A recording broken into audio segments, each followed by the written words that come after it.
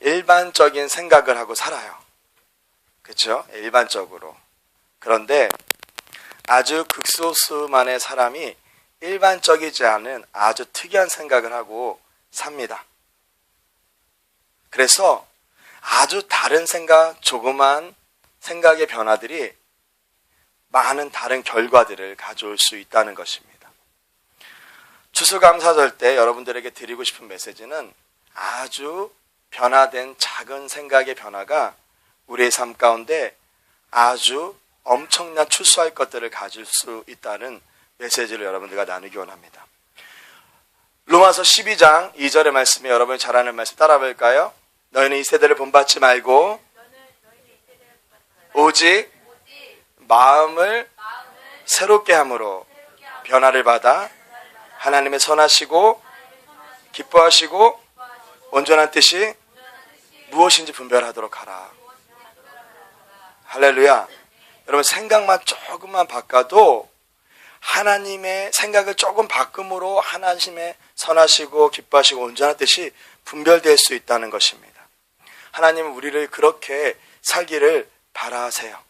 그렇죠? 여러분 잘 아시는 잡스 영화도 좀 나왔는데 제가 2005년도에 저 캐나다에 있는 저희 지금 캐나다에서 목회하시고 계시는 우리 같이 동기 목사님이 생전 처음 보는 물건을 가져왔어요. 그것이 뭐냐면 핸드폰에 컴퓨터가 있는 거예요.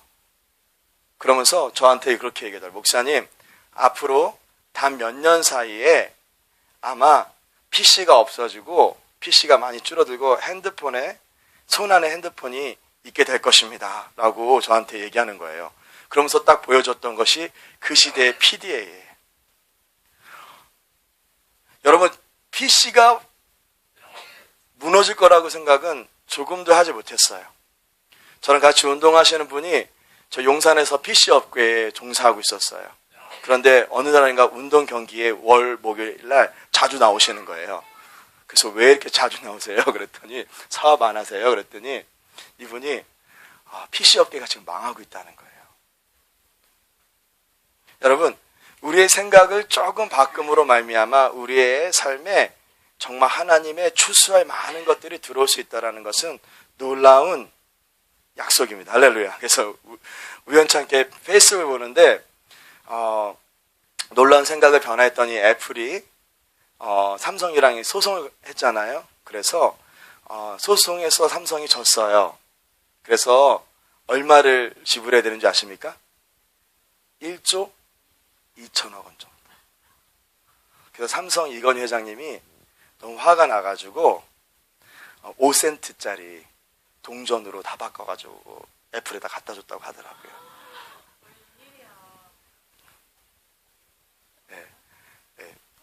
저기 뭐 그렇게 할 수는 없겠죠. 근데 장난식으로 그렇게 얘기했는데 하여간 여러분 생각을 바꿨던 사람이 부유함을 어떻게 가져올 수 있는가, 부유함을 어떻게 가져올 수 있는가에 대한 일들인 것 같습니다. 여러분 아직도 우리의 생각을 조금 바꿈으로 말미암아 여러분의 삶에 엄청난 추수할 것들이 많이 있다고 저는 믿습니다. 이것을 혁신이라고 하죠. 이노베이션이라고 하죠. 여러분 사실 우리 그리스도인의 삶이 사실 그런 혁신을 가져올 수 있는 존재들로 창조받았다는 것입니다. 그러시다고 믿으십니까? 예. 그래서 성경적으로 어떻게 이렇게 획기적인 변화를 가져왔던 몇몇 인물을 생각하면서 여러분들과 추수감사절의 메시지를 좀 나누기를 원합니다. 그 이야기들은 항상 옛것에 숨겨져 있다는 것을 여러분들과 먼저 나누기 원합니다. 새 것은 항상 혁신은 옛것에 숨겨져 있다는 것을 나누기 원합니다.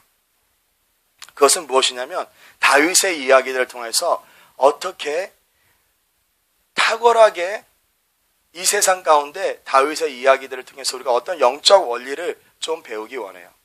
그것은 무엇이냐면 다윗 시대 때 아주 특별한 혁신이 한 번 있었어요. 스티븐 잡스보다 더 탁월한 혁신의 사건이 한 번 있었는데 그것은 무엇이냐면 이 다윗이 그 시대 때, 율법 시대 때 보통 있었던 그런 예배 방식이 아닌 전혀 다른 예배 방식을 시작했다는 것입니다.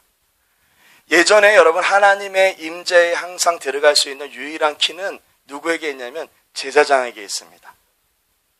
그리고 제사장은 항상 피를 뿌리고 하나님의 임재의 빛 안으로 들어갈 수가 있었어요. 지성소에 들어갈 수, 특별히 지성소는 대제사장이 1년에 딱 한 번 지성소에 들어가서 언약궤에 있는 곳에 들어갈 수 있었습니다. 그곳엔 빛도 없었지만 하나님이 실질적으로 임재하셔서 하나님의 빛을 나타내는 곳이었어요.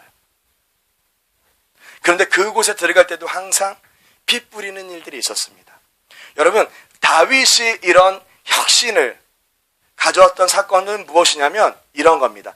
그런 율법 시대 가운데 그런 아무도 들어갈 수 없는 그러한 하나님의 임재를 다윗의 장막이라는 것을 통해서 그의 하나님의 임재를 끌어당길 수 있었다는 것입니다. 이게 별로 중요한 사건이 아닌 것 같지만 여러분, 굉장히 큰 혁신이에요. 굉장히 큰 혁신입니다. 왜 다윗이 그러한 놀라운 비밀들을 끌어당길 수 있었고 저나 여러분이나 지금 이 시대 때도 탁월한 하나님의 비밀들을 우리의 삶 가운데 끌어당길 수 있을까를 고민하는 것은 굉장히 중요한 일이라고 저는 생각이 듭니다. 왜냐하면 추수감사절에 그냥 일반적인 감사를 하는 것은 여러분 너무 식상해요. 일반적인 감사가 아니라 아주 혁신적인 감사를 했으면 좋겠다라는 의미에서 그렇습니다. 여러분, 혁신, 이것은 이전의 이야기들이에요.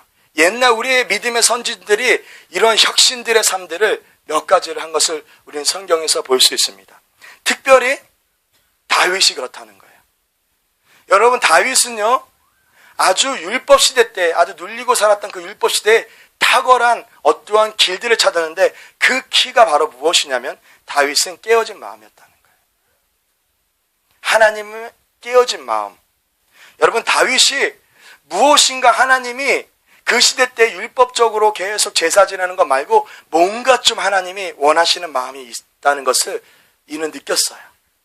그래서 그는 목동시대 때부터 하나님과 깊은 관계 가운데 있으면서 무엇인가 혁신을 나타낼 수 있는 것이 무엇일까 생각할 때 그는 깨어지고 상한 마음, 순종하는 마음이 하나님께서 임재하실 수 있다는 새로운 놀라운 어떤 카테고리라는 것들을 영역을 발견하기 시작합니다. 이것이 여러분들과 무슨 상관이 있는가? 제가 듣기로는 어떤 회사의 고등학교밖에 못 나온 분이 아주 생각의 혁신을 일으켰어요. 그래가지고 인터넷으로 광고 내는 그런 놀라운 생각들의 변화들을 갖기 시작했더라고요. 그래가지고 한 제 나이 정도 된 것 같아요.